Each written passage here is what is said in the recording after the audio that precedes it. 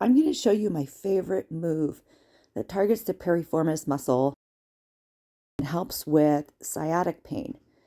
So first thing I do is, this is after I lay on the sacral wedgie tool, which I've showed in another video, I will do this hip flexor stretch. So my left leg is outstretched, relaxed, and then as I pull my right knee towards my nose, and then I do the other side and I just allow the leg that's straight, that hip flexor, to stretch out.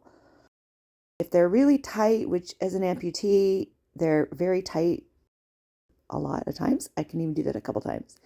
So then I'll take my knee and pull it over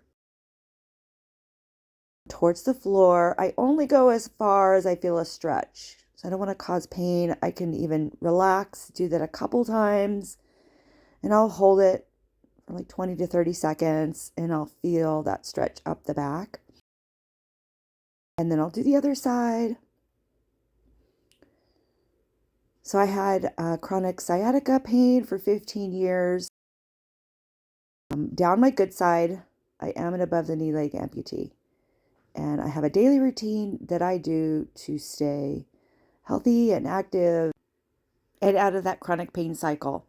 So next, what we're going to do, another hip flexor stretch. So I prepare myself like I'm going to do the figure 4, and then just kind of press on my knee only as far as I feel that stretch in my hip flexor, help open up that area, and then I'll go into the figure 4.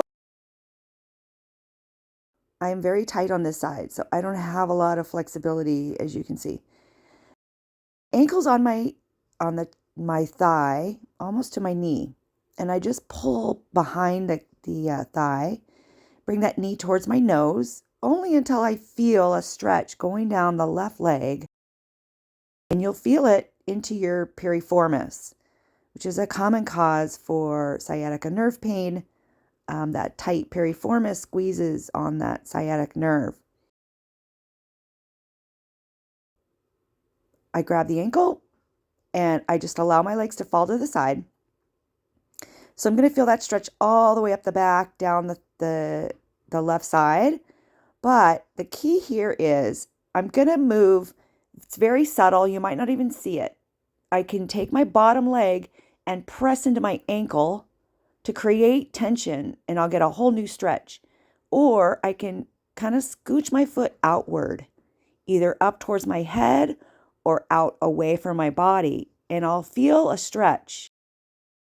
This was awesome because I constantly felt like I couldn't get a good stretch in that area.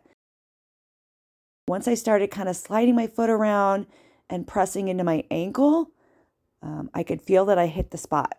And then I just kind of hold it, take some deep breaths before you release and move on to the next side. Okay, so now I'm just going to do the other side.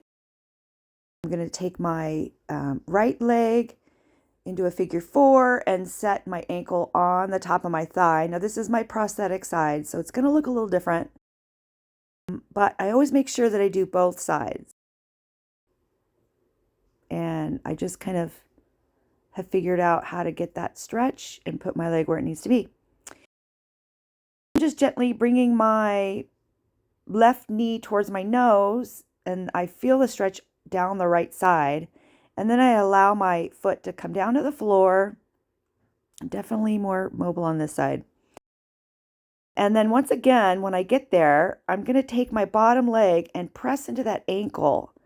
And it kind of scooches my foot along the floor, and I feel a different kind of a stretch down the right side. Really get in there. And then I'm going to release.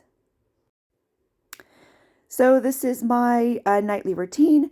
And so stay tuned. I'm going to show you all the things I do every night. It takes like an hour.